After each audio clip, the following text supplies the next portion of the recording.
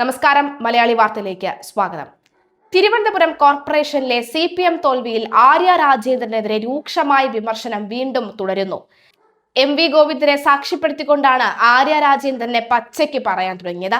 കോർപ്പറേഷനിലെ തോൽവിയുമായി ബന്ധപ്പെട്ട് CPM ജില്ലാ കമ്മിറ്റി യോഗത്തിൽ മുൻ മേയർക്കെതിരെ രൂക്ഷ വിമർശനമാണ് ഉയർന്നത്. തോൽവിക്ക് പ്രധാന കാരണം മേയറായിരുന്ന ആര്യ രാജേന്ദ്രന്റെ ഇടപെടലാണെന്നാണ് ഉയർന്ന വിമർശനം. തോൽവിക്ക് ഇടയാക്കിയത് ആര്യ രാജേന്ദ്രൻ മേയർ സ്ഥാനത്തിരുന്ന് നടത്തിയ ഇടപെടലുകളാണ് എന്നും പാർട്ടി അനുകൂലമായ നിലപാടുകളല്ല ആര്യ സ്വീകരിച്ചത് എന്നും യോഗത്തിൽ വിമർശനം ഉയർന്നു. തദ്ദേശ തെരഞ്ഞെടുപ്പ് അവലോകനത്തിന്റെ റിപ്പോർട്ടിംഗിനിടയിലാണ് ജില്ലാ കമ്മിറ്റി യോഗം വിളിച്ചത്. CPIM സംസ്ഥാന സെക്രട്ടറി MV ഗോവിന്ദൻ പങ്കെടുത്ത യോഗത്തിൽ ആര്യ രാജേന്ദ്രൻ പങ്കെടുത്തിരുന്നില്ല.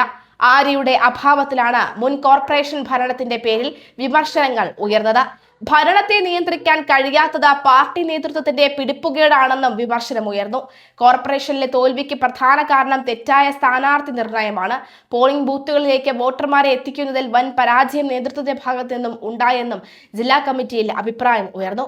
തദ്ദേശ തെരഞ്ഞെടുപ്പുമായി ബന്ധപ്പെട്ട് വന്ന റിപ്പോർട്ടുകൾ ജയിക്കുകയും പുതിയ കൗൺസിലർ അംഗങ്ങൾ അധികാരമേൽക്കുകയും പുതിയ മേയർ അധികാരമേറ്റിട്ട് 2 ആഴ്ച പിന്നിടുന്ന സാഹചര്യത്തിൽ പോലും ഇപ്പോഴും മേയർക്ക് കിട്ടുന്ന തെറിവിളികൾക്ക് കുറവില്ല എന്ന് വ്യക്തമാക്കുന്നതാണ് ഈ വാർത്ത.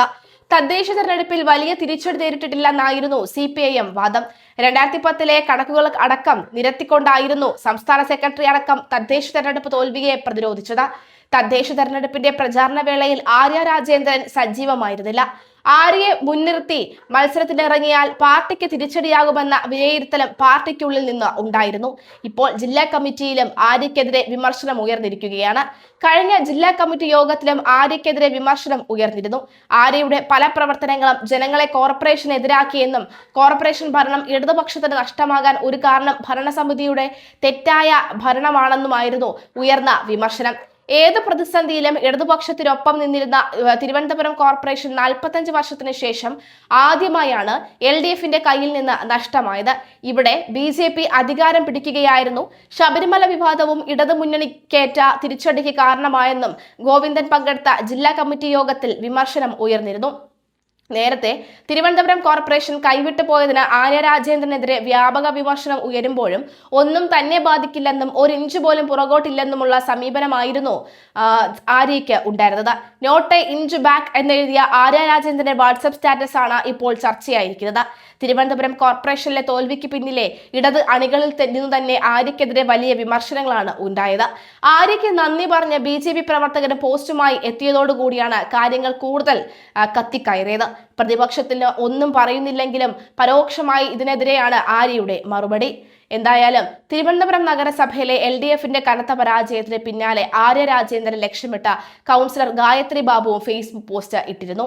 ആര്യയുടെ പേര് പരാമർശിക്കാതെയായിരുന്നു മുൻ കൗൺസിലർ കൂടിയായ ഗായത്രി ബാബു FBയിൽ കുറ്റപ്പെടുത്തിയത്. മുൻ കൗൺസിലറെ ആരോഗ്യ സ്റ്റാൻഡിംഗ് കമ്മിറ്റി ചെയർപേഴ്സൺ ആയിരുന്ന ഗായത്രിയും ഏത് തിരിച്ചടിയിലും ഇടതുപക്ഷത്തെ ചേർത്ത് പിടിച്ച കോർപ്പറേഷനാണ് തിരുവനന്തപുരം.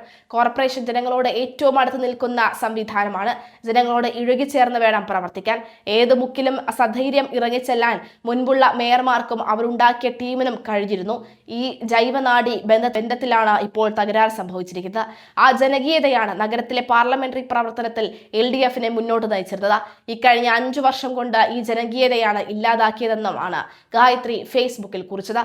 പാർട്ടിയേക്കാൾ വലുതാണെന്ന ഭാവവും അധികാരപരമായി തന്നേക്കാൾ താഴ്ന്നവരോടുള്ള പുച്ഛവും അധികാരപരമായി മുകളിലുള്ളവരെ കാണുമ്പോൾ മാത്രമുള്ള അതിവിനയവും ഉൾപ്പെടെ കരിയർ ബിൽഡിങ്ങിനുള്ള കോക്കസാക്കി സ്വന്തം ഓഫീസ് മാറ്റിയെടുത്ത സമയം പുറത്തു വന്നിരിക്കുന്ന 4 ആളുകളെ കാണാൻ കൂട്ടാക്കിയിരുന്നു എങ്കിൽ ഇത്രയും തിരിച്ചടി ഉണ്ടാകില്ലായിരുന്നു എന്നും ഗായത്രി ഫേസ്ബുക്കിൽ കുറിച്ചിരുന്നു. എന്തായാലും ഗായത്രിയുടെ വിമർശനം രൂക്ഷമായി തന്നെയാണ് ആര്യയ്ക്ക് കൊണ്ടിരുന്നതും. അതിനെതിരെ ആര്യ പരാതി കൊടുക്കുകയും ഒക്കെ തന്നെ ചെയ്തിരുന്നു.